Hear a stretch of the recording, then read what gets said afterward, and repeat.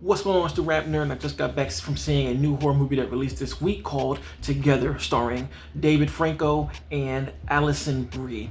Now, the story follows a not-so-perfect couple as they leave their big city habitat to live in the country for a little bit of a career change. And while they're out there, they stumble onto something that brings them closer.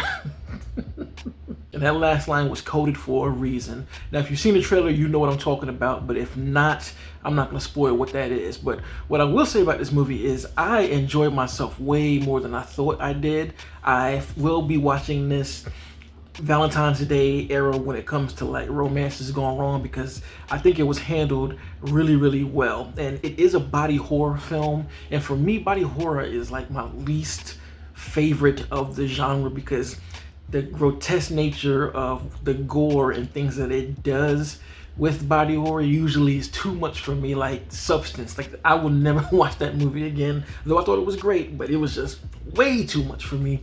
And this movie definitely didn't go as far as that did. Now, there are still some things that might make you squeamish depending on what your level of reception to that kind of stuff it is, but I found myself to be like, oh, you know, it wasn't that bad. You know, there are some things that you're like, oh shit, that's kind of crazy, but it never was turning away like, I can't watch this because I'm about to throw up because this is so nasty. It never got into that territory, and for that I am thankful. And the main thing that makes this work is Dave and Allison, because the movie follows them for the most part. There's another guy, I forgot what his name is, who is another character integral to the story. He is like this teacher principal at a school where Allison teaches, but mainly it's those two and you're with them the entire time. And I feel like they really sell the look and feel of a regular couple who goes through their everyday type stuff. Like, this movie is 100% a play on the toxicity in a relationship of the high levels of codependence, to the point where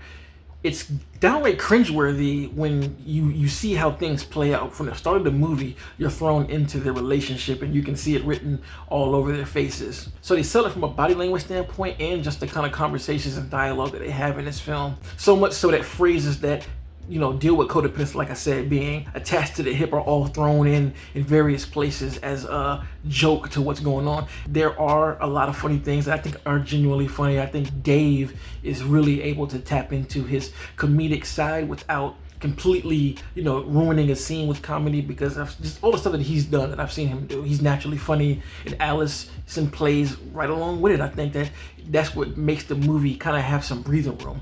Even the situations that they find themselves in when things start to get really crazy, you can't help but go, that was nasty, but that was funny as hell.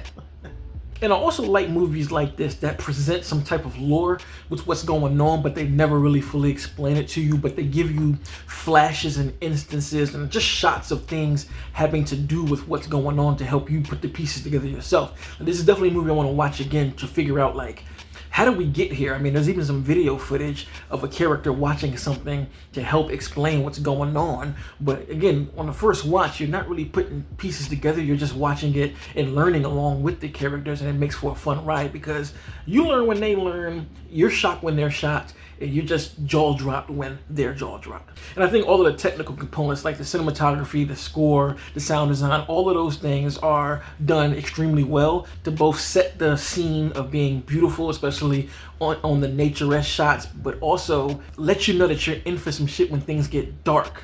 Which leads me to the next thing, that the horror elements in this movie really popped. There were a lot of scenes that made my spine tingle, where I was sitting on my seat like, oh. And while there aren't a lot of them, there are some jump scares that are fully earned. There's one that has to do with one of the characters recanting a story that I just did not see where it was going, but when it hit, I flew back in my chair because I was like, what the fuck is going on, and what was that? And there's another set piece that starts off extremely eerie and scary, but once it starts to reveal itself, it goes from being scary to what the hell is this? And there are two other set pieces that I really like. One having to do with a sliding door that is really terrifying. That one got under my skin a lot. And there's another one that has to do with sliding at the start of the third act. And that's what I loved about the film as well. It's able to also use elements that you might see in something like a paranormal type movie or a supernatural film that makes you question whatever it is you're seeing in just small ways that turn the fear factor up quite a bit. So all in all, I had a great time watching this movie, and I will be watching it again, like I said, during the romance Valentine's Day season, because I feel like it fits well with those kind of films. And man, if you want to watch this with your significant other, this will be one to really get the pot stirring, because man, it is crazy. So if you have seen Together, let me know in the comments what was your favorite sequence. Try to keep it spoiler free as possible, talking codes. Again, mine had to have been the sliding door and the sliding floor sequences. Like, whew, nightmare fuel. And of course, if you like this kind of content, make sure to like and subscribe. And if you already are subscribed, thank you. And until next time, peace.